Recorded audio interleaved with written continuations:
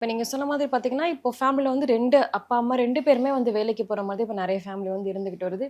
இவங்களுக்கு எப்படி சார் ஒரு பிளான் சொல்லுவீங்க? ஃபேமிலி பட்ஜெட், அதுக்கப்புறம் இந்த கிட்ஸுக்கான பிளான் இதெல்லாம் எப்படி சார் சொல்லுவீங்க? பாயிண்ட் காமன் தான். இப்ப ம். நம்ம முன்னாடி ம். சொன்ன மாரி 30,000 ஏர்ன் பண்றவங்களா இருந்தாலும் சரி, இல்ல ஒரு 1,00,000 2,00,000 ஏர்ன் பண்றவங்களா இருந்தாலும் சரி, ஃபேமிலி இன்கம் என்ன? ஃபேமிலி எக்ஸ்பென்ஸ் என்ன? இன்கம் அதிகமா இருக்கிறதுனால கண்டிப்பா எக்ஸ்பென்ஸ் அதிகமா ம். இருக்கும்.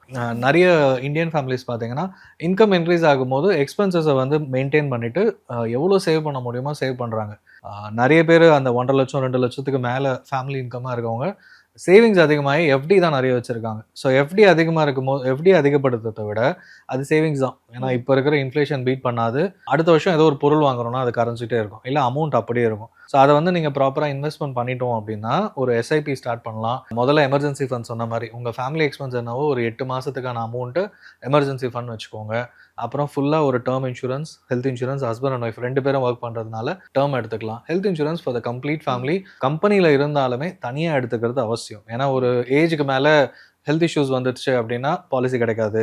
அண்ட் உங்க கம்பெனி நீங்க மாறும்போது ம். அண்ட் சப்ளிமெண்ட்ஸ் இருக்கும், கோ-பேமெண்ட்ஸ் இருக்கும். அதனால கார்ப்பரேட்ஸ்ல வொர்க் பண்றவங்க மோஸ்ட்லி வெளியில வேணான்னு யோசிப்பாங்க. ஸோ ஒரு 40 வயசுக்கு மேல தான் எல்லாமே ஆன்செட் ஆகும். ஒரு 30, 35 வயசுலயே நீங்க வந்து பாலிசி எல்லாம் எடுத்துக்கிட்டீங்கன்னா, உங்களுக்கு பாலிசி கிடைச்சிரும்.